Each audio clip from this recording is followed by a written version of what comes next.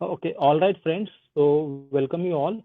So, right now we are looking at 2021 mains GS1 question paper.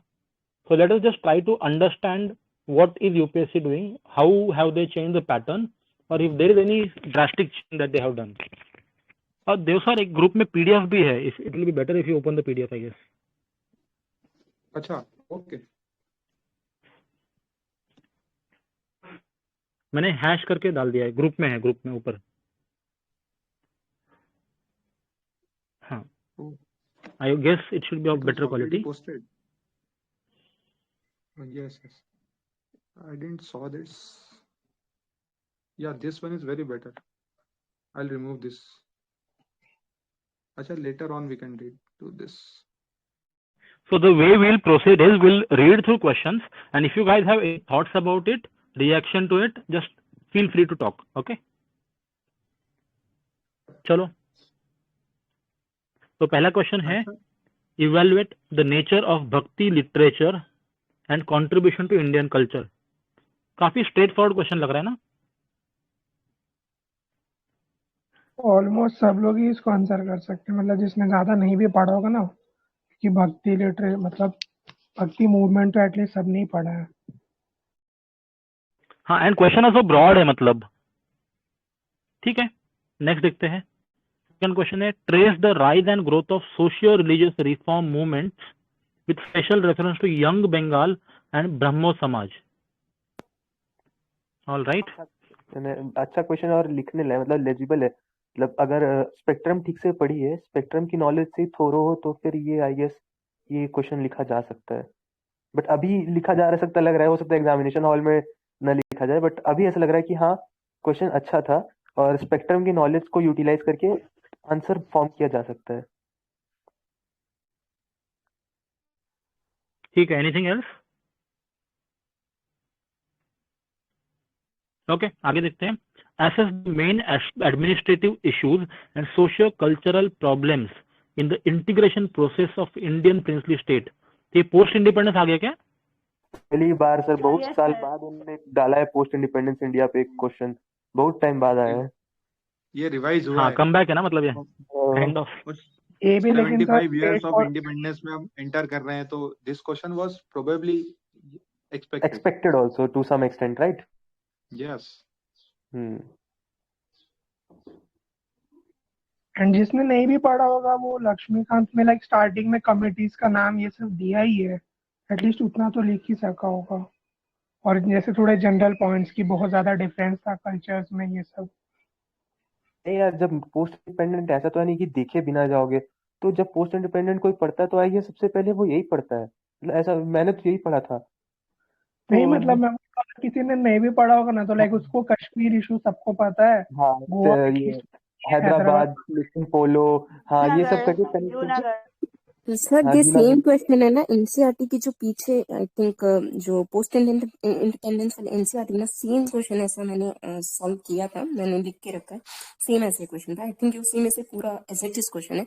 अभी तो मेरे पास नहीं है वो वाली बुक. मैं अब बुक का नाम बता दीजिए ना, हमारे पास भी तो होगी. आप बुक का नाम बता दीजिए सर. वो पोस्ट इंडिपेंडेंस के एनसीईआरटी है ना. ओके एनसीईआरटी है ना पोस्ट इंडिपेंडेंस वाले, उसमें जो पीछे क्वेश्चन होते हैं. हाँ, इंडिया आफ्टर, पता नहीं कौन सी बुक है वो, मुझे नाम याद नहीं आ रहा. हाँ, इंडिया सिंस इंडिपेंडेंस है, तो वो शायद से उसी में से, क्योंकि मैंने उसके क्वेश्चन सॉल्व किए थे, मैंने लिख के रखे थे कि क्योंकि डायरेक्टली कई बार वर्बेटिम वहीं से उठाते हैं ना जीएस1 में. और तो मुझे लग रहा है ये क्वेश्चन भी, और ये भक्ति वाला भी जो है ना, इन्होंने जो बोला है भक्ति लिटरेचर, आई थिंक ये भी वर्बेटिम क्वेश्चन जो ये आर.एस. शर्मा जो बुक है ना वहां से, या फिर मतलब सतीश चंद्रा का वर्बेटिम क्वेश्चन है ये, जो पीछे वो क्वेश्चंस होते हैं ना उसी के वर्बेटिम क्वेश्चंस है मोस्ट ऑफ. आई शाइस्ता आप एक काम कर लीजिए ना, if you can find that question, just उसका स्क्रीनशॉट लेके ग्रुप में डाल देना, ठीक है? ये क्वेश्चन डायरेक्टली फीचर्स ऑफ भक्ति मूवमेंट वाला है, जो बुक के ही पीछे था, फीचर्स ऑफ भक्ति मूवमेंट. ठीक है, एक सेकंड. ये क्वेश्चन आई थिंक स्ट्रेट फॉरवर्ड है, तो आएंगे, ऑब्वियसली बात है ना, रहेंगे क्वेश्चन सब जगह पे, दैट्स फाइन ना. नहीं, वो पिछली बार जो पर्शियन लिटरेचर वाला क्वेश्चन था ना सर, वो भी वर्बेटिम वहीं से उठाया हुआ था, जो Persian literature most of the students नहीं कर पाए थे. तो उसके बाद मैंने सोचा कि आई विल डू दिस थे कि उनके पीछे के क्वेश्चन सॉल्व करके रखूंगी, बट अभी सर मैं हॉस्टल से घर आई हूँ, दिल्ली से घर आई हूँ, तो मैं जा रही हूँ ना, तो उसके बाद मैं पक्का डाल दूंगी ग्रुप में। Excellent no issues. ऑब्जर्वेशन, अगर ये सही है तो। क्या चीज समझा नहीं मैं। ये अगर ये इसने मतलब ये इन्होंने अगर जो ये ट्रेंड पकड़ा ना, अगर ऐसा हो रहा है ना कि एनसीईआरटी के पीछे से ही डायरेक्ट आर्ट एंड कल्चर के क्वेश्चन आ रहे हैं, तो बहुत अच्छी ऑब्जर्वेशन है, क्योंकि आर्ट एंड कल्चर मतलब जो भी नितिन सिंघानिया पढ़ता है ना, उसमें लिखने नहीं होता है इतना। जैसे यहाँ पे भी ना भक्ति लिटरेचर पूछा उन्होंने स्पेसिफिकली, ऐसा नहीं है कि मूवमेंट के बारे में पूरा है। तो लाइक कुछ चांस चाहिए होंगे हमें इसमें भी डालने के लिए। लास्ट टाइम वो पर्शिया वाला क्वेश्चन था ना, पर्शियन लिटरेचर था ना, हाँ वो वही। भी सेम ऐसे ही था। वही चीज मैंने इनकी मतलब पकड़ी नहीं, मैंने भी किसी इंस्टीट्यूशन का एक कोच मतलब देखा था वीडियो, तो उन सर ने बोला, तो मैंने ट्रस्ट नहीं किया था तब। फिर उसके बाद जब मैंने उसकी किताब को पढ़ना स्टार्ट किया, क्योंकि मेरा खुद का ही फर्स्ट अटेम्प्ट ही था 2021, मैंने जनवरी 2021 से ही अच्छे से प्रिपेयर करना स्टार्ट किया। तो फिर मैंने देखा, तो फिर मुझे लगा कि आई शुड डू। अच्छा, किसी जो लिटरेचर वाला पॉइंट था ना, I think it's a great point. Last year भी लिटरेचर के ऊपर ही क्वेश्चन आया था ना, क्या था? Persian literature. Persian literature, and इस बार भक्ति लिटरेचर पकड़ के बैठे हैं, तो ठीक है। ओके, नेक्स्ट चलते हैं। एंड एक और चीज है जो प्रिंसली स्टेट्स वाला है ना, उसमें भी देखो administrative issues and socio cultural issues दोनों भी पूछा है उन्होंने। दृश्यम सर, एक्चुअली सर मुझे आपको कैसे पर्सनल मैसेज कर सकते हैं? मतलब सर मुझे थोड़े से डाउट्स पूछने थे, क्योंकि सर मैं बहुत मतलब सर न्यू प्रिपरेशन में, तो मुझे इतना नहीं पता सर, बट ठीक है, आप ग्रुप में आप ग्रुप में डाल दीजिए, मैं आपको डीएम कर दूंगा। अभी फिलहाल आगे चलते हैं अपन, है ना? हाँ, नो इश्यूज, आप ग्रुप में मैसेज कर दीजिए, मैं आपको पीएम कर दूंगा। अच्छा, क्वेश्चन नंबर 4 है, differentiate the causes of landslides in the Himalayan region and Western Ghats. यार ये प्रीवियस ईयर क्वेश्चन है, रिपीटेड लग रहा है मेरे को तो पूरा। रिपीटेड है और रिपीटेड है ये वाला क्वेश्चन। हाँ, ये देखा था उसमें, सोनिया की बुक में देखा था मैंने, पीवाईक्यू में था ये। Or this year in Chamoli district we have the major GLOF phenomena, so this is also related to that. Correct, वो लेक था ना, वो lake glacier lake outburst, GLOF, हाँ वही वाला, सही है। ठीक है, और लैंडस्लाइड भी आई थिंक बहुत सारे हुए ही थे, वो तो होते रहते हैं हर साल। लैंडस्लाइड भी, और वेस्टर्न घाट तो ज्यादा प्रोन हो गया है, वायनाड डिस्ट्रिक्ट में फ्रीक्वेंटली हो रहा है आजकल, और अब और नॉर्दर्न मूव कर रहा है, जैसे महाराष्ट्र के कुछ एरिया में लास्ट 2 इयर्स में बहुत ज्यादा हो रहे हैं, कोंकण एरिया में, करेक्ट, गोवा के हाँ, पास, वहां भी हो रहा है। ठीक है। I think we should move on to next question ना। Yes please. Okay, question number 5 है, despite India being one of the countries of Gondwana land, its mining industry contributes much less to its GDP in percentage, discuss। तो question ये कह रहा है कि despite India being one of the countries of the Gondwana land, mining industry बहुत कम contribute कर रही है। थोड़ा यूनिक लग रहा है question.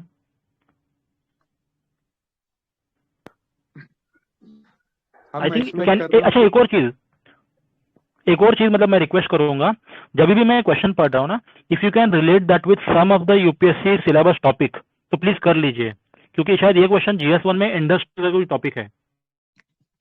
Sir I guess resource distribution से ज्यादा इंपॉर्टेंट है, क्योंकि ये बता रहा है India was one of the countries of Gondwana land. वो फैक्ट्रीज वाला तो वो ऐसा क्वेश्चन स्ट्रेट फॉरवर्ड रहता है कि सेमीकंडक्टर फैक्ट्री के लिए क्या रिक्वायरमेंट है, या फिर जूट फैक्ट्री हुगली रिवर के पास क्यों बनी है, क्योंकि पानी चाहिए रहता है। बट ये question I guess resource distribution से करेस्पॉन्ड कर रहा है, फैक्ट्री लोकेशन से नहीं। सर इकोनॉमिक ज्योग्राफी के एनसीईआरटी में सेम आई थिंक इसी टाइप का question they have put, I think in between question put किया है कि इंडिया का जीडीपी में कम क्यों है ये माइनिंग वाला। ये भी मैं डालूंगी सर उसकी डीपिक, वो तो शायद मुझे एनसीईआरटी अभी घर पे है, तो वो मैं डालूंगी। ओके, नहीं आप बताइएगा जरूर, बट इसका आंसर जो है वो थोड़ा सा करंट वाले से भी रिलेट किया जा सकता है, कि पहले तो मतलब ऐसा आंसर डिस्कस नहीं कर रहे हैं अपन, बट अगर मैं देखा जाए तो करंट से भी थोड़ा बहुत करेस्पॉन्ड किया जा सकता है। बट ये क्वेश्चन जो है ये रिसोर्स डिस्ट्रीब्यूशन पे ज्यादा है, फैक्ट्री डिस्ट्रीब्यूशन पे नहीं, ये मेरा ऐसा असेसमेंट है। हाँ, मतलब सिलेबस में जो टॉपिक नंबर 10 है ना, कि डिस्ट्रीब्यूशन ऑफ की natural resources across the world including south Asia, and उसी के अंदर है factors responsible for location of industries, तो इंटरलिंक पॉइंट है वो। ठीक है, मतलब बेसिकली इसमें वही बता रहा है ना कि रिसोर्सेज तो है, बट उसको एक्सप्लॉइट नहीं कर रहे, जीडीपी में कंट्रीब्यूट नहीं कर रहे हैं, क्यों? तो बेसिकली प्रॉब्लम्स क्या है वो बताने हैं अपने को ना पूरे। Yes sir. ठीक है। अच्छा शाइस्ता या फिर जो भी अभी एनसीईआरटी की बातें कर रहे थे ना, I request all of you कि अगर एनसीईआरटी के पीडीएफ में आप सर्च कर लो, if you get any verbatim question जहां पे आंसर मिल रहा है ग्रुप में डाल देना। ठीक है। कि जो मिलेगा वो मैं डाल दूंगा। Okay sir. ठीक है ठीक है। हाँ मतलब that's fine, I mean you are talking, thank you very much for that. आगे चलते हैं। क्वेश्चन नंबर 6 है, what are the environmental implications of reclamation of water bodies into urban land use. वही मेरे को तो बेलंदूर लेके याद आ रहा है बेंगलोर का।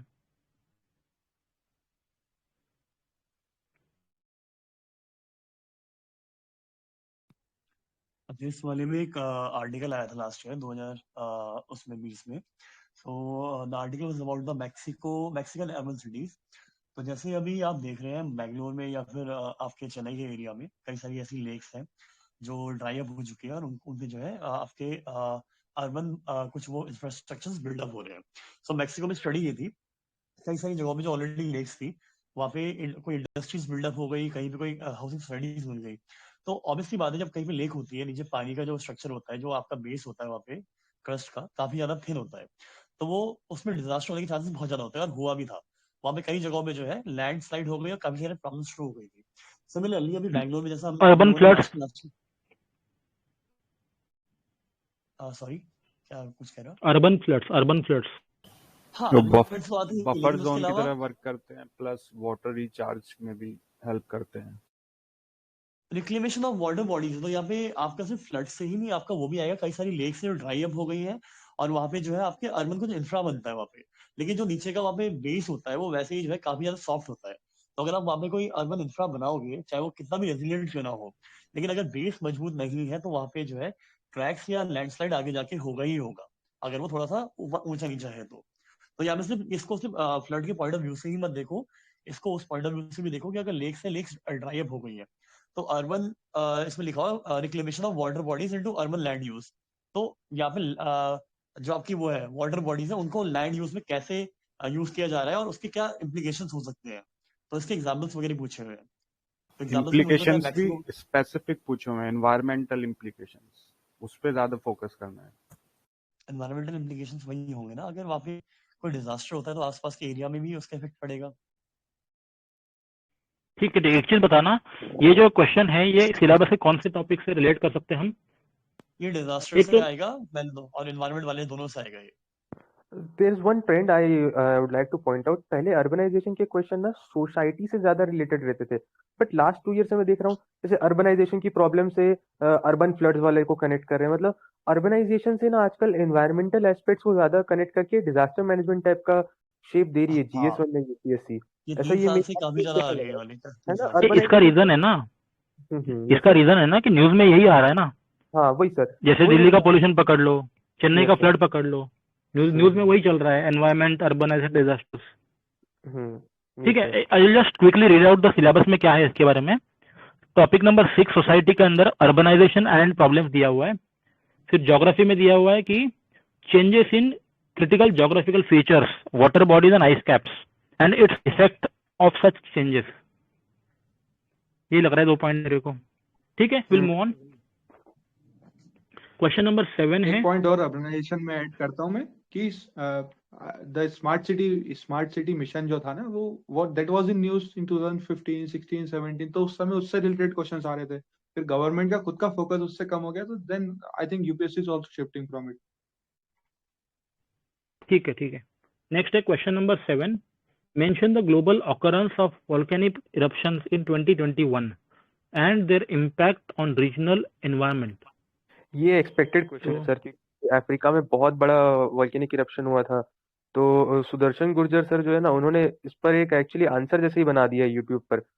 तो ये वाला क्वेश्चन तो आई गेस डायरेक्टली करस्पॉन्ड कर रहा है जियोग्राफी के करंट इवेंट्स के साथ। और उस पे भी फोकस इसमें बोला है रीजनल इन्वायरमेंट पर फोकस करने। मतलब ऐसा नहीं कि सारे के सारे लिखने, what are their impacts on regional environment. तो आई गेस सारे का सारा जो मतलब ज्योग्राफी का नॉलेज है उसको यूज किया जाए तो हो सकता है ये आंसर आई गेस मटेरियलाइज अच्छा, किया जा एक और चीज इसमें सीधा सीधा लिखा है कि भाई मेंशन करो कौन से ग्लोबली वोल्केनिक इरप्शंस हुए हैं 2021 में। Yes sir. किस किस पे याद है बताओ, कौन से याद है? वो सर अफ्रीका अभी का एक तो अफ्रीका वाला है और एक अभी सर मैंने रिसेंटली न्यूज में भी देखा था टीवी पे सर। एक जगह है वहां पे कंटिन्यूस इरप्शन हो रहा था और वो नहीं रुका था। लास्ट ऑफ थिंक दिसंबर में भी वो नहीं रुका था।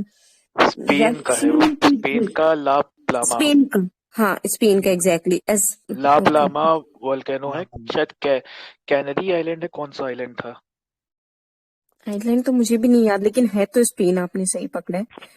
बट वो मुझे नहीं याद आ रहा कि अच्छा, इसमें अगर नहीं भी याद आ रहा है ना तो I would say Indonesia, Italy and जो हवाईयन वोल्केनोस है वो तो लिख ही सकते हो, तो इरप्शन होते रहता है कुछ ना कुछ तो।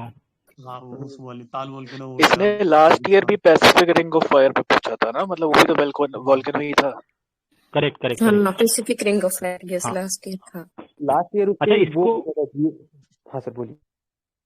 नहीं, आप कंटिन्यू कर लीजिए।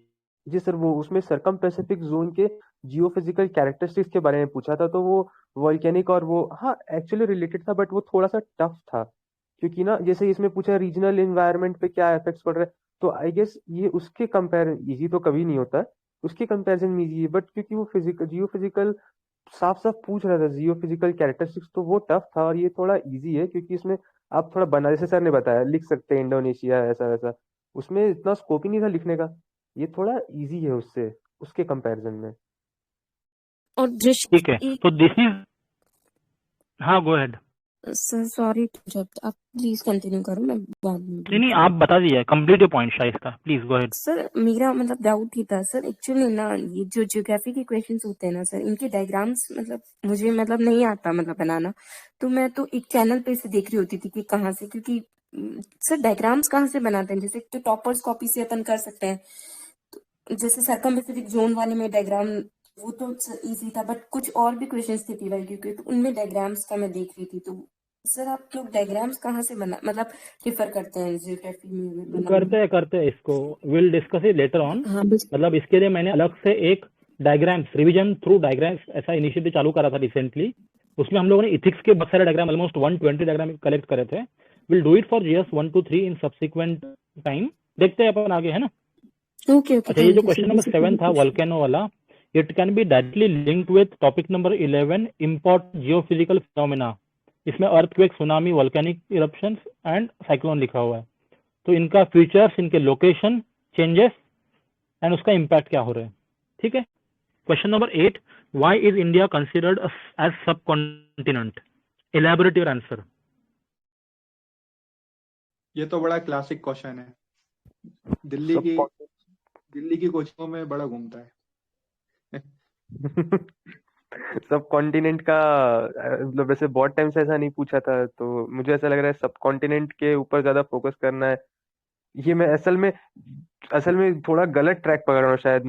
मैं जियोग्राफिकल ट्रैक पकड़ रहा हूँ और ये सोशल वाले से भी कनेक्ट किया जा सकता है, दोनों से कनेक्ट किया जा सकता है इसको शायद। वाई इज इंडिया सब कॉन्टिनेंट? इसमें सर इन्वायरमेंट के डायमेंशंस डाल सकते हैं, जैसे मेगा डाइवर्स कंट्री नहीं, ये क्वेश्चन जोन है, पर्टिकुलरली ज्योग्राफी से हॉटस्पॉट रिलेट जोन करवा है। तो ज्यादा बेटर समझ आएगा। Yes yes please go ahead. Sir जैसे बोलिए। मतलब सर सम टॉपर्स सजेस्टेड कि मतलब कोई भी क्वेश्चन होता है ना, जैसे अब इन्होंने मोस्टली ज्योग्राफी से पूछा होगा, बट सर जो अभी आई डोंट नो कौन बता रहे थे कि हम अदर डायमेंशंस भी डाल सकते हैं, तो सर मल्टी डायमेंशनल होगा तो आई थिंक वो ज्यादा बेटर होगा, बजाय कि आप ज्योग्राफी के मतलब सोसाइटी का एस्पेक्ट और जो एनवायरनमेंट वाला है वो भी डाल सकते हैं इसमें, जो ये 8 नंबर क्वेश्चन है उसमें। यार ये क्वेश्चन डायरेक्टली किसी सिलेबस पॉइंट से लिंक तो हो नहीं रहा है, वैसे हो रहा है क्या? किसी को समझ आ रहा है कुछ? नो सर, इसलिए मैंने बोला कि ये एमाइगमेशन है शायद सभी का। हाँ, इसमें सभी तो इसमें पॉइंट्स को मतलब डाल के एक रिच आंसर बना। इसमें हिस्टोरिकल, कल्चरल, सोसाइटल, ज्योग्राफिकल सब कुछ मैं आएगा। अंडरस्टैंडिंग बताता हूँ। दिस क्वेश्चन 150 मार्क्स का है। अच्छा 150 वर्ड्स का है आंसर बस। तो हेलो डायमेंशन जितने भाई ज्यादा मैं का आवाज कट रहा है क्या? मेरा क्लियर आ रहा है वॉइस? रुको मैं ज्वाइन करता हूं। हेलो, तो बेसिकली देव सर आप कुछ कंप्लीट करना चाहोगे पॉइंट्स अपना? Go ahead Dev sir. हाँ, मैं बताता हूँ। तो subcontinent is a technical term, तो this is why this is used for India specifically. जैसे वी हैव 7 कॉन्टिनेंट्स की फलाना फलाना कॉन्टिनेंट है, फलाने फलाने ओशियंस है, तो फलाना फलाना इंडिया ही सब कॉन्टिनेंट क्यों है? This is the main question, and this is to be related with geography particularly. And geography में यू कैन यूज कि इकोनॉमिक ज्योग्राफी या फिर एनवायरमेंटल ज्योग्राफी या फिर human geography, but this question is particularly with respect to geography.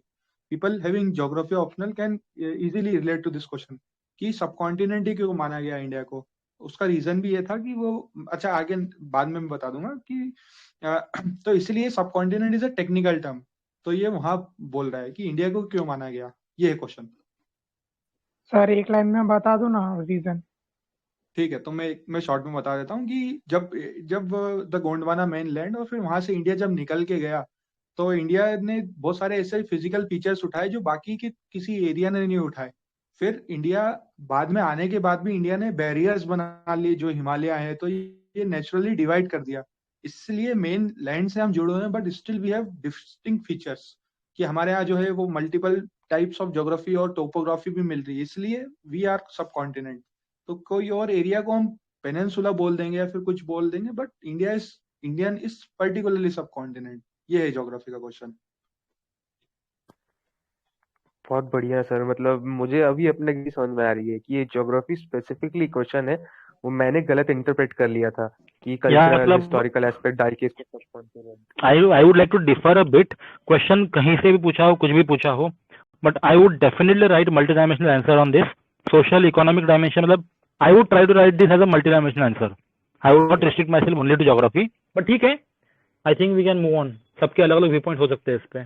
Multi dimensional वाला ही मतलब मैंने भी मतलब जो कई टॉपर्स हैं उनसे मतलब यही सुना है कि मल्टी डायमेंशनल अगर होता है तो उसमें फिर मतलब और अदर मतलब जो लोग अगर आप गाइड लिखो कर रहे हैं तो सारे उन्होंने पॉइंट्स, भी बोला। बिल्कुल सारे मल्टी डायमेंशनल पॉइंट्स और answers are well appreciated by evaluators also, है ना? यस, तो दिस इसको could be Shubham sir also बोलते थे डन विद इन ज्योग्राफी कि सोसाइटी। सोसाइटल ज्योग्राफी लिख दो, environmental geography, political geography, but this question is technical with respect to geography. Okay, ठीक है, थैंक यू। ठीक है, चलो okay, will move on to next question. Question number 9 थोड़ा fast करेंगे, ठीक है। Examine the uniqueness of tribal knowledge system when compared with mainstream knowledge and cultural system. Okay, तो ये सोसाइटी का लग रहा है। Examine uniqueness of tribal knowledge system as compare to mainstream knowledge and cultural system. इसमें NCERT ने एक बहुत अच्छा एग्जांपल दिया है कि जब तमिलनाडु में फ्लड्स आए थे तो अंडमान के ट्राइबल्स पहले ही हाइट पे चले गए थे और हमें पता ही नहीं था कि फ्लड्स आने वाले हैं, तो वो एग्जांपल तो पक्का कोट किया होगा सबने। अच्छा, एक और एग्जाम्पल याद आ रहा है मेरे को, जो कोविड लॉकडाउन हो रहा था ना, तब ये अरुणाचल या फिर असम कहीं पे एक ट्राइब थी, वहां पे उनके इधर जो लॉकडाउन वाला सिस्टम है ना, उसका इक्विवेलेंट कुछ कंसेप्ट था, वो पहले से ही करते आ रहे थे। वो एवरी ईयर या एवरी फ्यू ईयर्स ऐसा करते आ रहे थे, आइसोलेशन वाली चीजें। किसी को याद आ रहा है वो नाम था कुछ, कीवर्ड ट्राइब का नाम वगैरह कुछ?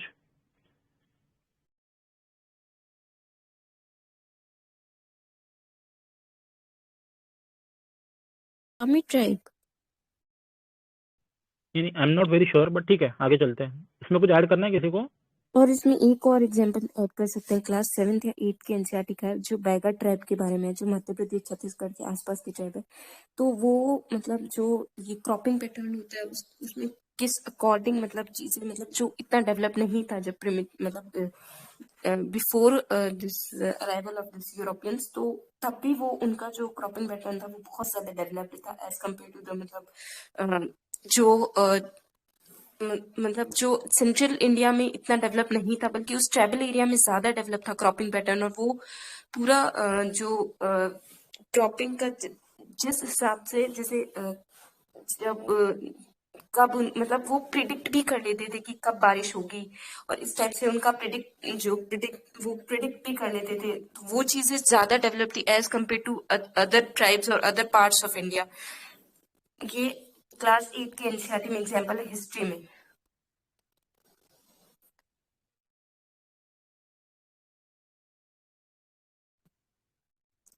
हाँ, अभी इसी वीक द हिंदू में भी आया था मलकानगिरी के आसपास के एरियाज में the tribe is particularly womens of the tribe are reviving the water resources.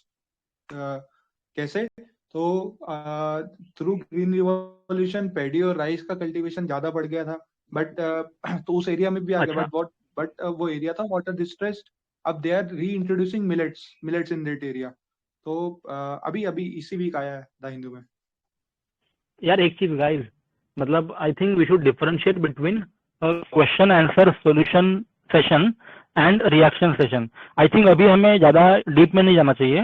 Late us just look at the questions and how it is, क्या ट्रेंड्स चेंज हो रहे हैं क्वेश्चंस में। What do you guys think? Answers कभी बाद में elaborate discuss कर लेंगे हम लोग। हाँ okay sir. Okay sir, thank you. क्योंकि यार आंसर थोड़ा सा अच्छे से और इलैबोरेटली डीप में जाके करना चाहिए, अभी जस्ट टच अपॉन कर लेते ऊपर ऊपर से ना। मतलब आई थिंक देखो, हाँ मुझे लग रहा है ना क्वेश्चन क्यों आया है, क्या कोई करंट अफेयर्स लिंकेज है, क्या सिलेबस के किसी टॉपिक से लिंक हो रहा है, क्या ये रिपीटेड है प्रीवियस ईयर क्वेश्चन से, क्या एनसीईआरटी में था ये, क्या किसी रेफरेंस बुक में था, इस पे थोड़ा फोकस करते हैं ना। क्या 365 में कवर्ड था, ऐसे कुछ। Okay sir. ठीक है, क्वेश्चन नंबर 10 है, examine the role of gig economy. हाँ, examine the role of gig economy in the process of empowerment of women in India. I'll repeat, examine role of gig economy in empowerment of women in India। और यहाँ पे specifically India mention है, जो कि ऊपर वाले question में mention नहीं था। इसका एक आर्टिकल आया था हिंदू में नवंबर में वुमेन के ऊपर, द रोल ऑफ गिग, मतलब डायरेक्टली यही था उसका जो टॉपिक था आर्टिकल का। ये if possible please share that article यार, ढूंढ के मतलब मिल जाए तो, है ना। एक मिनट। जोमेटो या स्विगी का एक स्टेप भी था कि वो लोग ने पीरियड के लिए 2 दिन का लीव दिया था मंथ का। Correct, excellent. तो गिग इकोनॉमी शायद टर्म न्यूज में था ही ना पिछले 1-2 सालों में। हाँ सर, वो एक्चुअली करंट से ही था, उस पे सोशल सिक्योरिटी नेट का भी प्रैक्टिस किया जा रहा है कि गिग इकोनॉमी में जितने भी लोग एम्प्लॉयड है उनको प्रोवाइड किया जाए। पूरा सोसाइटी सेंटर की क्वेश्चन है ये, आई गेस। और लास्ट ईयर 2-3 इंसिडेंट्स ऐसे हुए थे कि गिग इकोनॉमी ज्यादा न्यूज में आ गया, जैसे वो कोई जोमेटो डिलीवरी बॉय के साथ मारपीट हो गई थी, या फिर वो एक और डिलीवरी बॉय के साथ। Okay, correct, excellent point. और एक और था शायद कि जो सरकार कर रही थी ना लेबर लॉज वगैरह, वो मतलब वही फॉर्मलाइजेशन करने की जरूरत थी ना कहीं। तो गिग इकोनॉमी टर्म उस टाइम भी न्यूज में बहुत आया था। तो हमने देखा ट्राइबल का एक क्वेश्चन आया है, वुमन का। सर लेबर लॉज भी जो थे वो इसी साल इंप्लीमेंट भी हुए हैं। So this sir excellent point sir. ठीक है। अच्छा, इसको थोड़ा रिलेट करते सिलेबस से हम। सोसाइटी में देखो एक टॉपिक है, salient features of Indian society and diversity of India, and woman के बारे में लिखा है कि रोल ऑफ वुमन और उनके प्रॉब्लम्स क्या है। इनसे लिंक करते थोड़ा बहुत अपन। Okay, question number 11, to what extent did the role of moderates prepare a base for wider freedom movement. ठीक है, तो आई थिंक ये इंपॉर्टेंस ऑफ मॉडरेट के बारे में है। बहुत स्ट्रेट सेम रिपीटेशन है ये, ऐसे आए हैं मतलब पहले भी शायद ना। ऑलराइट, आगे चलते हैं फिर। बहुत थॉट प्रोवोकिंग नहीं लग रहे किसी को? मुझे तो काफी थॉट प्रोवोकिंग क्वेश्चंस लग रहे हैं। अरे होता है यार, मतलब ये बेसिकली ना दे आर ट्राइंग टू, क्या बोलते हैं ना, फोर्स पीपल टू थिंक। अगर तुमने ऐसे भी देखा होगा, लास्ट ईयर का जीएस2 देख लो, लास्ट ईयर का एथिक्स देख लो, they are forcing people to mug up करके आके लिख लो। ऐसा नहीं होगा, तुम्हें ओपिनियन देना ही पड़ेगा। एंड इसमें देखो टू व्हाट एक्सटेंट बोला है, तो इसमें क्रिटिसिज्म करने का स्कोप है। ये लोग बेसिकली पैटर्न ब्रेक कर रहे हैं। लाइक इसके पहले भी ज्योग्राफी को इन्वायरमेंट का पूछा, मतलब डायरेक्ट, जबकि जीएस1 में इन्वायरमेंटल इम्पैक्ट नहीं आता, इनडायरेक्ट आता है। और ये गिग इकोनॉमी भी प्रॉपर जीएस3 की टर्म है, बट इन्होंने जबरदस्ती 1 से लिंक किया ताकि वो जो ये तो छोड़ दो, कल्चर जूनो मिशन पूछा था ना जीएस1 में। Yes sir. तो ठीक है, मतलब मैं इसीलिए बोलो सर। मुझे लगता है ना ये लोग अब पैटर्न ब्रेक कर रहे। लाइक बहुत सारे लोगों ने, जैसे ऐसे में भी क्या हुआ था अभी लास्ट है कल वाला जो पेपर आया, बहुत सारे लोग पहले से हम लोग प्रिपेयर करके जाते थे, अच्छा वुमेन पे आएगा ये लिखेंगे, तो इन्होंने जानबूझ के ऐसे टॉपिक्स दिए जिसमें प्री प्रिपेयर्ड नॉलेज ज्यादा नहीं हो पाए। एनालिटिक्स लग रहा है ये करना पड़ रहा है, मतलब ऐसा मेरे को लगा कि एनालिसिस बहुत ज्यादा मतलब करेक्ट जो सर बोल रहे थे ना, फोर्स करेंगे आपको सोचने के लिए, पहले से जो सोच कर आए हो वो कुछ नहीं काम आएगा। वहां बैठ के जब आप एनालिसिस करोगे तो सारे क्वेश्चंस में देखा जाए तो एनालिटिकल पार्ट, जैसे वो ट्राइबल वाला भी, ये ऐसा तो है नहीं कि हम प्रीसेट बना के चले जाएंगे। ट्राइबल वाला वो भी इंडिया पे नहीं पूछा है, वो तो सर ने बाद में बताया जब हम क्वेश्चन से मूव ऑन कर लिए। तो इसमें ना ज्यादा जो थॉट प्रोवोकनेस है वो तो है ही है, एनालिसिस ज्यादा आ रहा है इसमें, मतलब इस साल के पेपर में जहां तक दिख रहा है।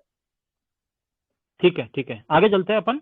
यार हर साल ऐसे होता है, मतलब मैं तो बोलूंगा दे आर क्या बोलते हैं ना, हर साल कहीं ना कहीं कुछ ना कुछ तो आते रहता है शॉकिंग एलिमेंट्स। हाँ।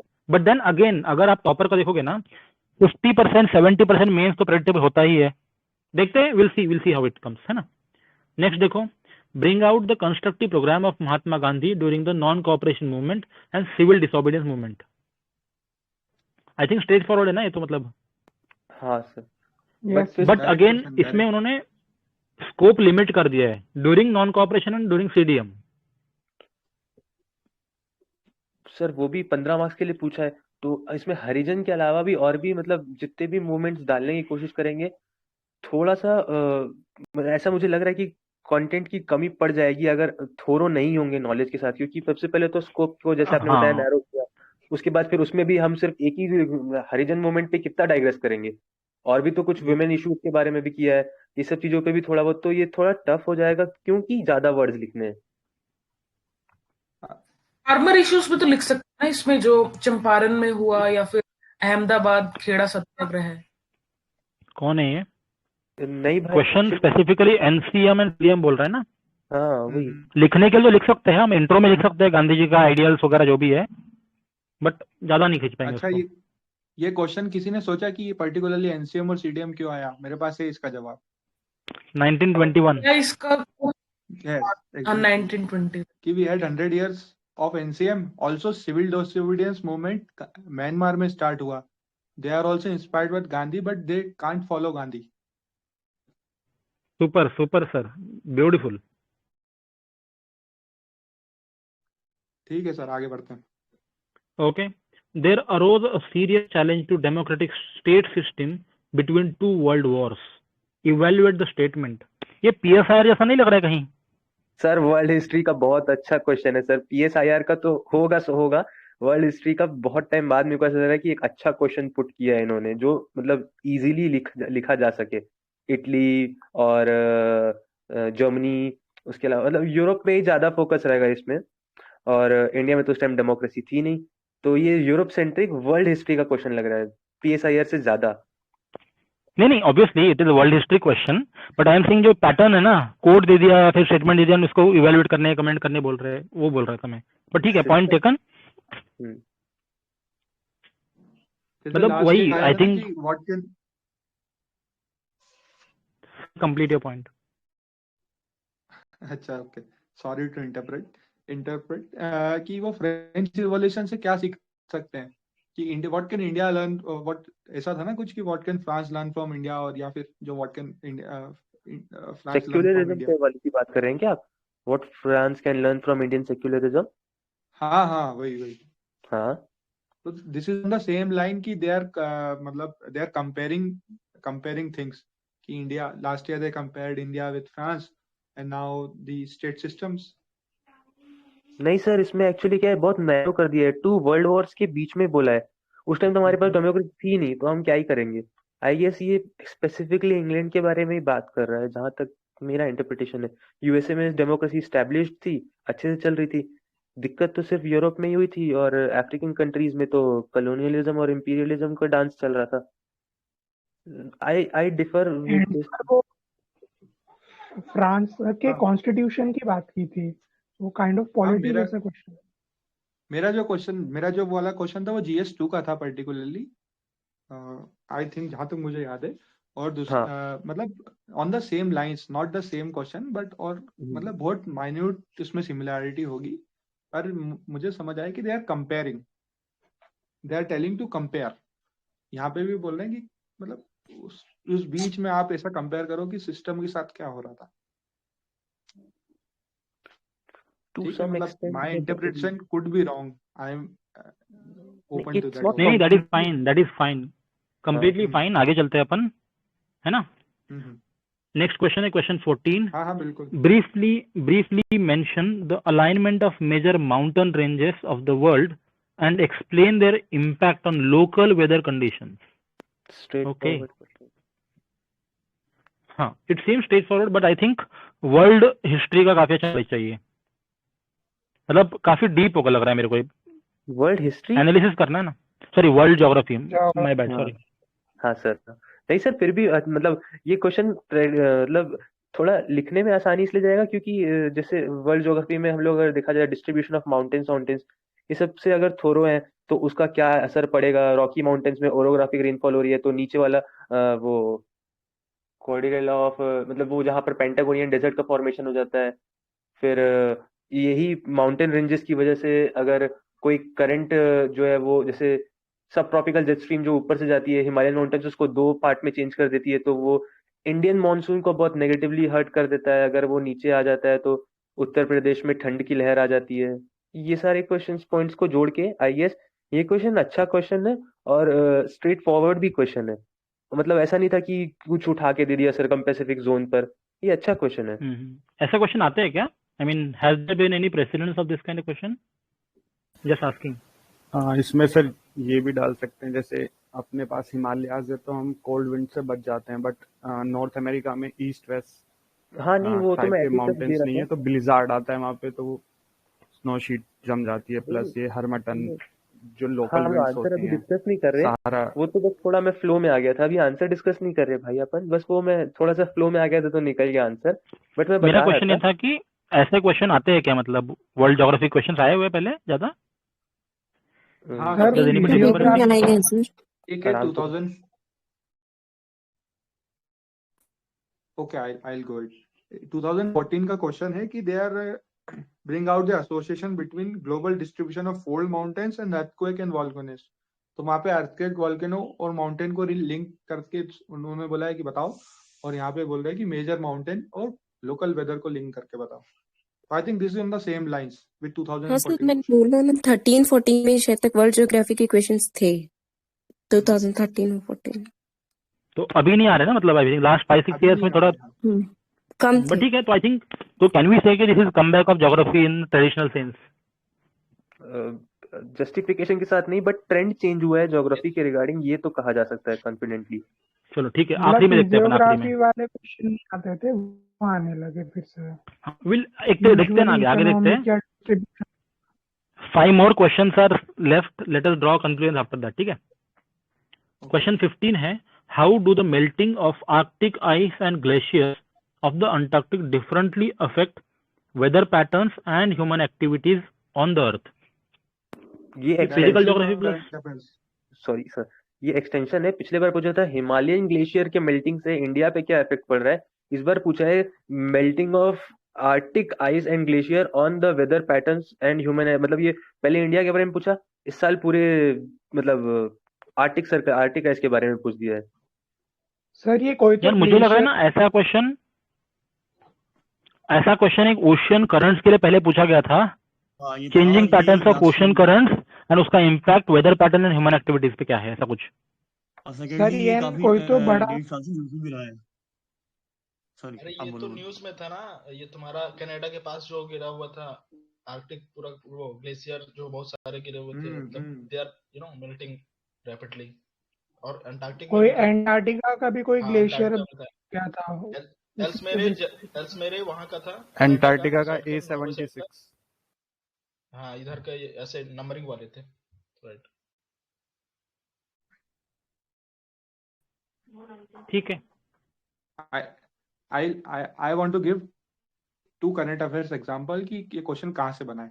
एक तो ये कि सबसे बड़ा आइस शील्ड मेल्ट हुआ है आर्टिक से या एंटार्क्टिक से, I don't know, that is been numbered and named explicitly. Second कि president Trump was not accepting climate change, और उन्हीं के लास्ट सेशन के टर्म के बस एंड में ही towards the end there was huge Arctic से लिंक्ड हवाएं वहां पे throughout the USA. So ये वहीं से है. This question is linked with that. Okay. Zombie fights भी न्यूज़ में थी पिछले 2 साल से. अब मीथेन का निकलना आर्कटिक सर्कल से.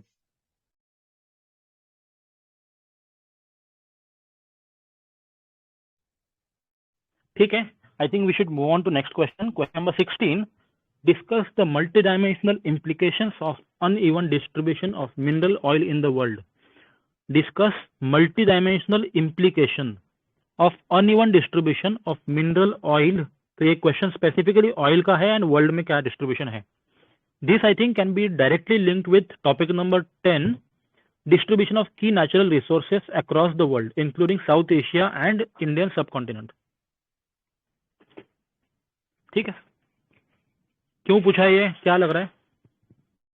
Oil prices, oil crisis, oil distribution और ओपेक के कार्टेलाइजेशन के. Yes, there was a competition between OPEC Plus and OPEC, that negotiation has. Correct. And जब नेगोशिएशन सक्सेसफुल हो गए तब उन्होंने शायद प्राइसेस स्टेबलाइज कर दिया, बढ़ा दिया, ऐसा कुछ हुआ था ना. सप्लाई को कट कर दिया ताकि प्राइसेस बढ़ते रहे. ठीक है. यूएई के साथ भी हुआ था. India and China is asking for, export. There is a premium, Asian premium concept.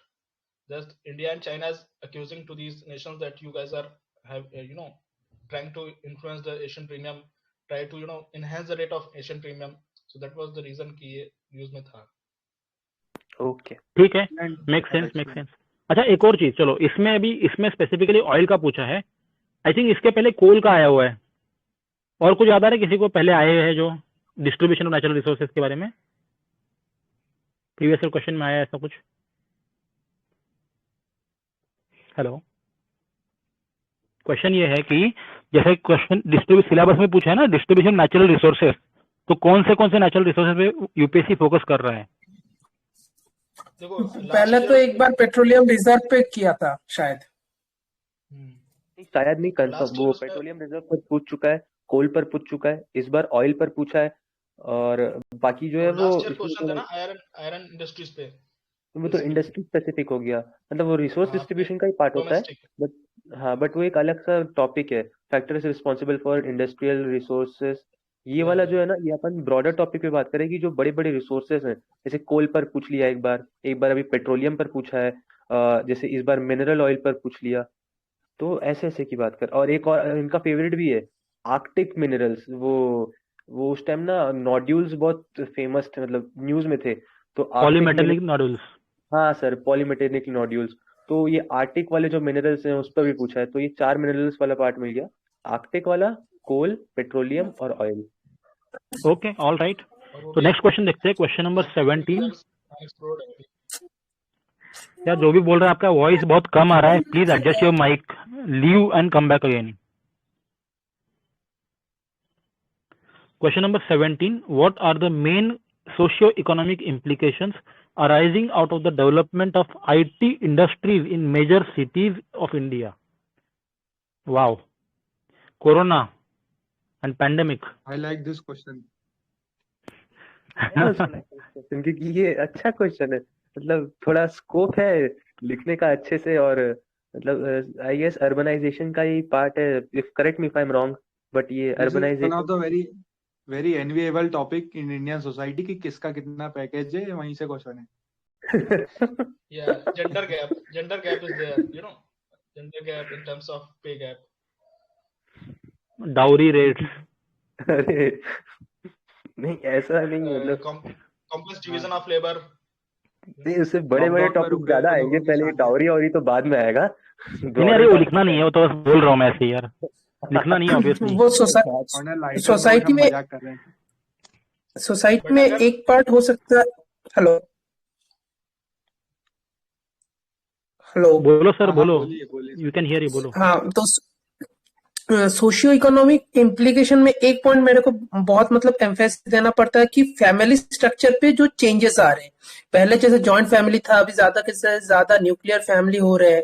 तो मतलब एक पॉइंट तो वैसा भी होना चाहिए ना इसमें, आईटी इंडस्ट्री के कारण, क्योंकि IT industry mostly state Capitals या अर्बन एरिया में रहते हैं और लोग माइग्रेशन भी करते हैं, तो उसके कारण फैमिली स्ट्रक्चर पे भी एक इफेक्ट पड़ता है ना. Actually we are not discussing the answers right now, we are just मतलब वो तो हम लोग ऐसे ही मजाक में बोल दिए. अभी we are just okay why the question is formed. वरना जैसा आप अच्छा, एक और चीज मतलब I want to make a point. अगर तुम देखोगे ना, इंडस्ट्री वाला जो टॉपिक है factors responsible for location of industries, एक तो ये हो गया टॉपिक, एंड इसको उन्होंने लिंक करा है सोसाइटी के फ्यूचर से, सोशल इम्पैक्ट से एंड इकोनॉमिक इम्पैक्ट से। तो यूपीएससी इटसेल्फ यार ऐसा कंपार्टमेंटाइज नहीं करती है किसी भी क्वेश्चन को कभी कभी भी कहीं जगह पे। तो we should also not restrict our self की, जैसे मैं शिवरंजन का लेक्चर दिख रहा था कल ही ऐसे के बारे में, तो शी सेड कि नॉलेज को आप कंपार्टमेंटलाइज मत करिए कि ऐसे का ये नॉलेज है, GS1 का ये है, GS2 का ये है। तो multi dimensionality is the new normal.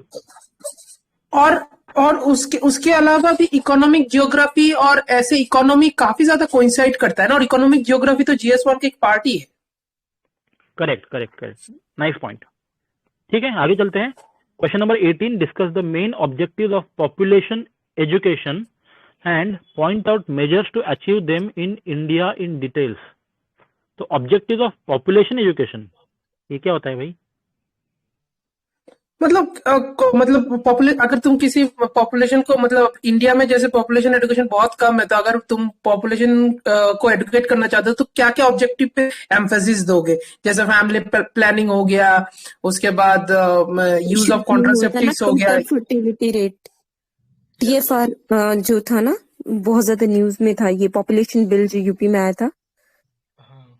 Actually, it's all about essential key terms of related to population, dynamics. Okay, so I'll just Jitendra, just a second. Jitendra, you are not audible. Please leave the meet and come back again. And if try to adjust your mic or something, check कर लो एक बार। बोलिए sir, .c। So I was apprehensive that ये कहीं कोई technical term ना हो, तो मैंने गूगल करके देखा। तो population education is defined by UNESCO is a educational program which provides for a study of population situation of the family, community, nation and the world. So we were not correct in our assumption, I guess. Population education यानी कि population जैसे एक discourse बना दिया गया और उस पर रिसर्च की जाए, जैसे a study of population situation of the family, community, nation and the world. तो ये हम लोग जो अज्यूम कर रहे थे ना कि पॉपुलेशन को एजुकेट करो, ऐसा कुछ नहीं है। इसका मतलब है कि नहीं, वो हिंदी ट्रांसलेशन देख लो ना एक बार। रुको, let him complete his point please.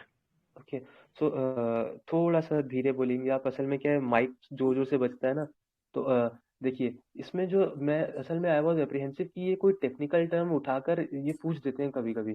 तो जहां तक मैं समझ पा रहा हूँ, इन्होंने वो यूनेस्को का जो वर्ड है ना उससे पूछा है।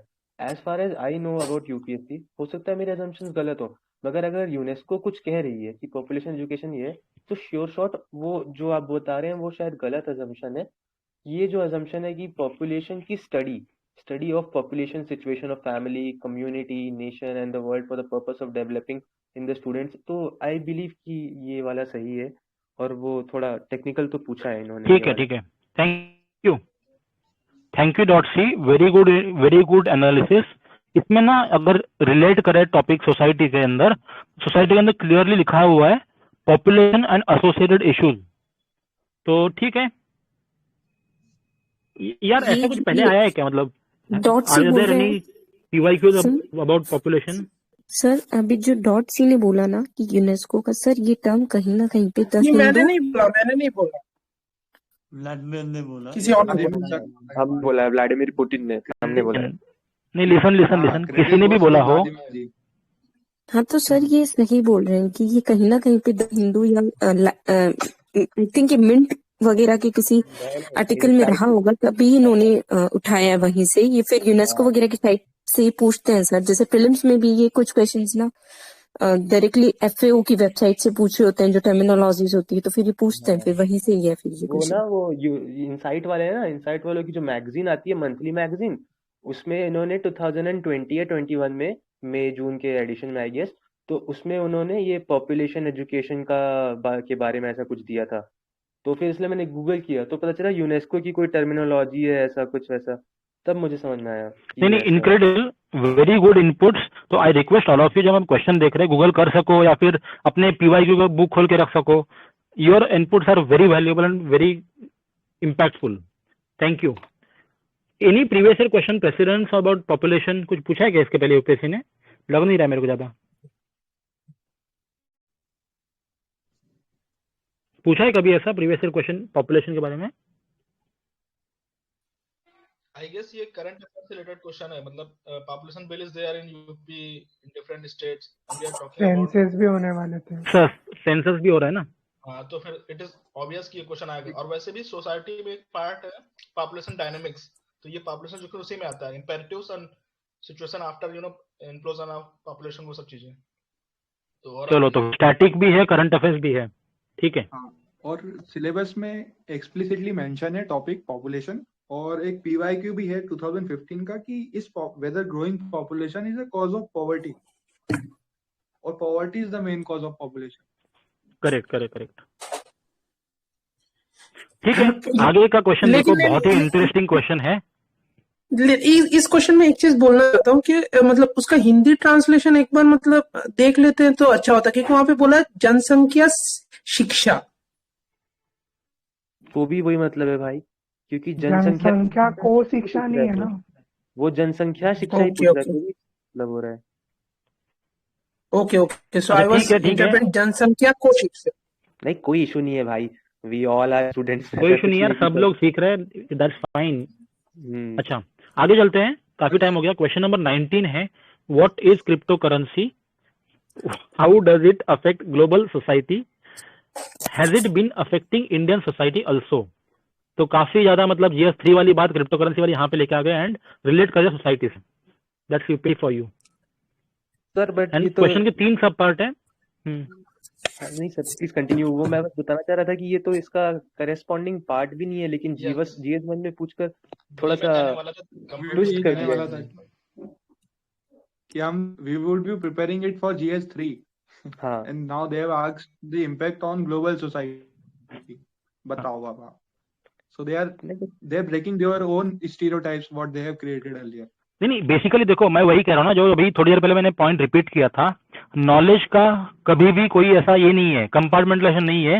ये GS1 GS2 GS3 के नोट्स हम सेपरेट बनाते हैं ना, ये हम अपना करते हैं अपने कन्वीनियंस के लिए, बट यूपीएससी ने ऐसा कभी भी नहीं रखा। मैंने हालांकि एक टॉपर का देख भी रहा था मैं, उन्होंने GS1 to 3 को सेपरेट नोटबुक भी नहीं बनाए थे, उनका पूरा GS के नोट्स कंबाइंड ही थे। I don't remember the topper name, but उनका वन नोट या एवर नोट था ना, I was seeing through it, सारा करंट अफेयर्स और स्टैटिक मिक्स करके उन्होंने नोट्स अलग ही बनाए थे। तो ठीक है, I think that's the way ahead, right? I believe ये हमारे लिए क्रिप्टो करेंसी। हाँ सॉरी सर, प्लीज बोलिए।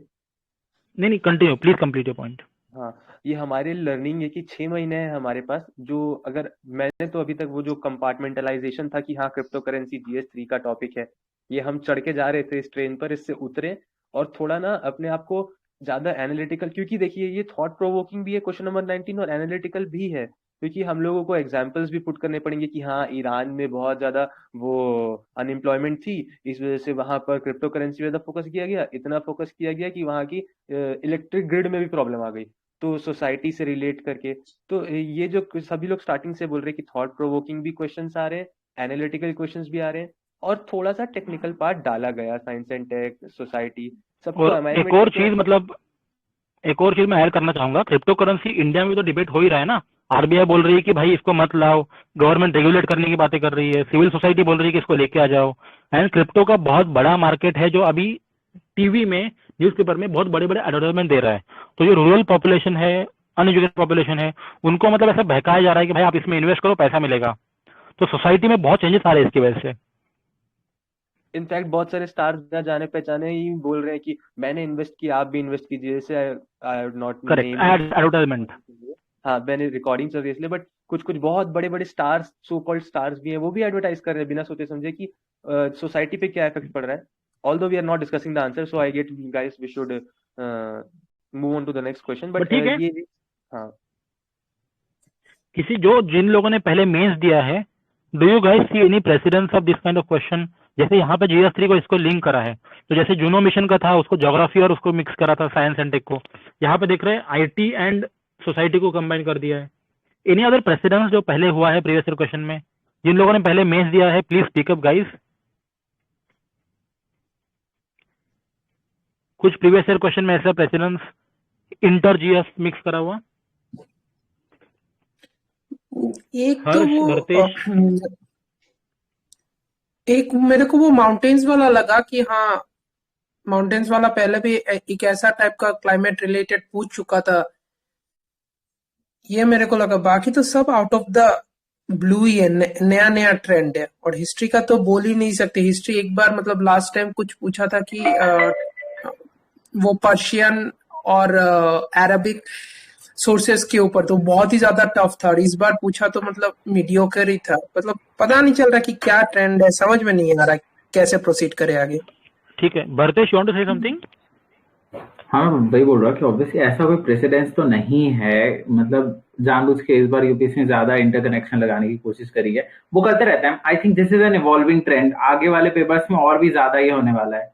लाइक लिटरली जो हमारे साल के 22 के रहेंगे उसमें तो और ज्यादा रहेगा। मुझे लगता है कि यू नो GS 1 2 3 4 जो तू कह रहा है तब से कि compartmentalization is not going to help now. Obviously you will have to have strong logical thinking वाली चीज कि तू कोई भी टॉपिक को GS 1 के 3 से 3 के 2 को 2 को 4 से कनेक्ट करता रहे, वही चीज रहेगी। लाइक आई थिंक उसके लिए ब्रेनस्टॉर्मिंग ज्यादा जरूरी है। ठीक है, ऑल राइट, थैंक यू। तो लास्ट क्वेश्चन देखते हैं। क्वेश्चन नंबर 20 है, how does Indian society maintain continuity in traditional social values, enumerate the changes taking place in it. तो वही मतलब कंटिन्यूटी एंड चेंज जैसे इंडियन फॉरेन पॉलिसी में पढ़ते हैं ना अपन, उसी तरीके से क्वेश्चन है। आई थिंक ये पहले हो चुका है, ऐसा क्वेश्चन आया हुआ है पहले। हाँ, ऐसा सिमिलर क्वेश्चन पहले भी आया है। हाँ, कि सेक्युलरिज्म के नाम पर इंडियन कल्चरल वैल्यूज को कैसे खतरा हो रहा है, या फिर हाउ वी आर मेंटेनिंग, ये मतलब उसी के वो एक तो डायरेक्टली क्वेश्चन ऐसा यही आया हुआ था कि Indian society how is it unique in maintaining it's traditional values through past अभी तक है, ऐसा करके पूरा आया हुआ है। मतलब सेम क्वेश्चन मोरल है। ठीक है, तो that's the end of all 20 questions. अब बताओ कि व्हाट वाज द ओवरऑल, क्या बोलते हैं, ट्रेंड्स कैसे रहे ओवरऑल, की क्या लग रहा है आप लोग को? Dev, please zoom out the screen so that all the question can be seen एक साथ में। इतना जूम इन कर ले मतलब, या फिर उसको पोर्ट्रेट मोड में कर ले, दिख जाएगा सब। वैसे 2-3 ज्योग्राफी के क्वेश्चंस को छोड़कर मुझे तो इजी लगता है क्वेश्चन पेपर इस बार का। पिछले साल 2020 वाला was much more difficult. I believe society के जो क्वेश्चंस थे वो मॉडरेट थे, बट जो क्वेश्चंस का जो इंटरलिंकिंग और टॉपिक इंटरलिंकिंग, जैसे सोसाइटी के क्वेश्चन में क्रिप्टो करेंसी का डाल देना, जैसे, और जो इंटरलिंकिंग वाला टॉप था ना, उसके जैसे पेपर टाइम कंज्यूमिंग जरूर हो सकता है, क्योंकि हम तो यहाँ बैठ के देख रहे हैं क्वेश्चन पेपर, हाँ बड़े मजे ले रहे हैं, बट वो हो सकता है एग्जामिनेशन हॉल में ये इंटरलिंकिंग की वजह से प्रॉब्लम्स क्रिएट हो जाए। ये मेरा एनालिसिस है कि रियल टाइम सिचुएशन में ये दिक्कत होती है। बाकी क्वेश्चन पेपर बस नो डाउट यूपीएससी का है, तो वो तो सरप्राइजेस देगा ही देगा, बट हाँ ये जो इंटरलिंकिंग की वजह से थोड़ा सा दिक्कत हो सकता है। बाकी अभी जैसे सर ने कहा कि 2020 वाला ज्यादा टफ था, क्योंकि वो आप खुद देखिए ना, geophysical characteristics of circum Pacific zone, या फिर वो लोडेड क्वेश्चन जिसकी मैं बात कर रहा था, सेक्युलरिज्म के नाम पर हमारे कल्चर को कैसे खतरा है। तो ये क्वेश्चंस और ज्यादा इवन हिस्ट्री के भी क्वेश्चंस पिछले साल बहुत डिफिकल्ट थे हिस्ट्री कल्चर के। इस बार history culture is very straightforward. वही तो, पिछली बार से पर्शियन पूछ दिया था, पर्शियन के बारे में तो मुझे नहीं लगता कन्वेंशनल बुक। पाला आर्ट एंड लिटरेचर भी कोई ढंग से, आर्ट एंड आर्किटेक्चर कोई ढंग से अलग से नहीं पढ़ता है। मुझे इतना पता ऑब्वियसली वैसे क्वेश्चंस कर रखे थे जी। हाँ वही, मतलब obviously you would know limited things उसमें से। वो इतना ही पता था कि बंगाल में, इसके अलावा तो पाला के बारे में ऐसा कुछ स्पेसिफिकली पढ़ा नहीं था। बट अब ये मतलब वही है कि क्रॉस लिंकिंग बहुत ज्यादा थी क्वेश्चन पेपर में। अब बाकी तो देखा जाए तो क्वेश्चन में ज्यादा स्ट्रेट फॉरवर्ड क्वेश्चन डाले गए थे, और एनवायरनमेंट से ज्योग्राफी को पूरी तरह से लिंक कर दिया गया। आई बिलीव ये मतलब दिख रहा है कि लैंडस्लाइड से ह्यूमन ज्योग्राफी, मतलब ह्यूमैनिटी, मतलब ह्यूमन बोलते हैं ना, ह्यूमन ज्योग्राफी, और इसमें दोनों को लिंक कर दिया गया एनवायरनमेंट प्रॉब्लम्स को। तो जैसे सर ने बताया compartmentalize won't help in this paper. भी चाइनीज इशू की वजह से वहाँ पे पेंगोंग त्सो लेक पे इंडिया जो कंस्ट्रक्ट कर रहा है उसके खिलाफ कई एनवायरमेंटलिस्ट वो खड़े हुए थे कि ऐसा मत करो, लैंडस्लाइड हो सकती है। तो उस करंट अफेयर से भी रिलेटेड है वो। हाँ ये तो है, एक करंट अफेयर तो आई थिंक सेंट्रलिटी ले ही रहा है, मतलब आजकल पेपर में 60-70% वाला क्वेश्चन है लिंक ये जो पेपर को। वोल्केनोस पे क्वेश्चन है, ये भी करंट अफेयर से रिलेटेड है। डीआरसी में एक बहुत बड़ा वो हुआ था, I guess DRC, I am wrong तो प्लीज करेक्ट मी, डीआरसी में एक बहुत बड़ा वोल्केनिक ब्लास्ट जहां पर इंडियन पीस कीपिंग फोर्सेस ही गई थी सबसे पहले। तो ये भी न्यूज कवर कर लिया था सो आई गेस वहां से इन्होंने चेरी पिक किया है कि हाँ ये वोल्केनिक पार्ट्स का, फिर उसको अमेलगमेशन कर देंगे दूसरे टॉपिक्स के साथ कि क्या क्या असर पड़ता है वोल्केनिक इरप्शन का ह्यूमंस पर या रीजनल एनवायरनमेंट पर। एक्चुअली क्वेश्चन में पूछा है रीजनल एनवायरनमेंट। तो ये वही बातें, compartmentalised education won't help you in this paper now. वो बिल्कुल इंटरमिंगलिंग कर देंगे सारे टॉपिक्स की। हाँ वैसे मेडागास्कर भी न्यूज़ में था ये वोल्केनो की वजह से। India was first to reach out there to help in them. हाँ बट आई कैन, आप थोड़ा सा जोर से बोलेंगे क्या? आई एम सेइंग कि मेडागास्कर में भी हुआ था ना वोल्केनिक इरप्शन, तो India was first to reach out to them. हाँ नहीं ठीक ठीक, और उसके सही लिए सही बोले। पैटर्न चेंज हुआ था, वहां पे बहुत ज्यादा बारिश हुई थी, प्रॉब्लम नहीं सही बोले। क्वेश्चन भी हुई है ना, रीजनल एनवायरनमेंट पर क्या असर पड़े ऐसा। one question I want to put to everyone कि as an aspirant आपने आज पेपर देखा, if you would been preparing for it, तो आपने कैसे प्रिडिक्ट करा होता कि कौन कौन से क्वेश्चन आने वाले हैं? कोई लाइन ऑफ थॉट मिला आज के पेपर देख के किसी को? हाँ लाइक जो जितने भी सारे क्वेश्चन है ना, ये मोस्ट ऑफ मैं ये दीज बोलूंगा रिलेटेड कि to we have the question is very much general in nature but specific. Okay, go ahead, see. यार एक मेरे को कोट याद आ रहा है, स्टीव जॉब्स का कोट है। ही सेज कि it is easier to connect the dots looking backward. तो मतलब क्वेश्चन पेपर हो जाने के बाद सब डॉट्स कनेक्ट सब कोई कर पाता है, जब खुद का एग्जाम होता है ना तब काफी मुश्किल होता है। सो ठीक है, I mean that's an evolving process. Group पे हम लोग इसको कंटिन्यूसली डिस्कस करते रहेंगे। जो भी इंपॉर्टेंट टॉपिक्स लग रहे हैं अगले मेंस के लिए, we can make a Google doc अभी से कि ये क्वेश्चन पे प्रेडिक्शन कर सकते हैं। Let's try to do it for the next 6 months 8 months period.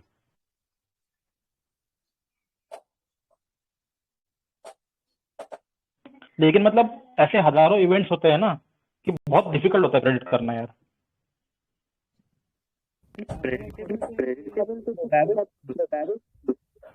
Predict करने की कोशिश नहीं करनी चाहिए। कर दे प्लीज, एक बार सभी चालू करेंगे। सर ये जीएस के क्वेश्चंस के अपन कोर्स यूज ले सकते हैं क्या अपन जीएस के क्वेश्चंस के? सॉरी टू इंटरप्ट, डॉट सी भाई प्लीज एक बार माइक बंद कर दो ना, क्योंकि जब बाकी लोग बोल रहे हैं तो शायद कुछ आ रहा है आवाज।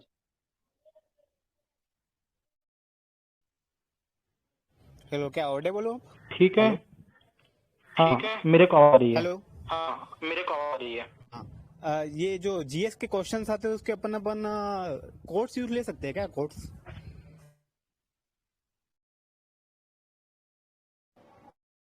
क्या मतलब? जो जीएस जैसे आज का पेपर हुआ ना, तो क्या अपन इसमें जो कोट्स होते हैं ना, जैसे क्रिप्टो करेंसी पर कोई कोट ले लिया किसी का, कोई थिंकर विंकर का, लिखो भाई लिखो, कोई जो जनरल थिंकर है, लिखो बस फिट इन करना चाहिए। लिखो बस फिट इन करना चाहिए। लिखो। मेरा point is the voice echoing? हाँ सर, इको बिल्कुल पहाड़ियों जैसा आवाज डबल ट्रिपल आ रहा था। ठीक है, I think then we should end this session right now. Will meet again at 5 PM to discuss GS2 questions. Okay sir. Okay ठीक है, let's meet again at 5 PM to discuss GS2 questions. For now thank you very much to all of you. Thanks to you also.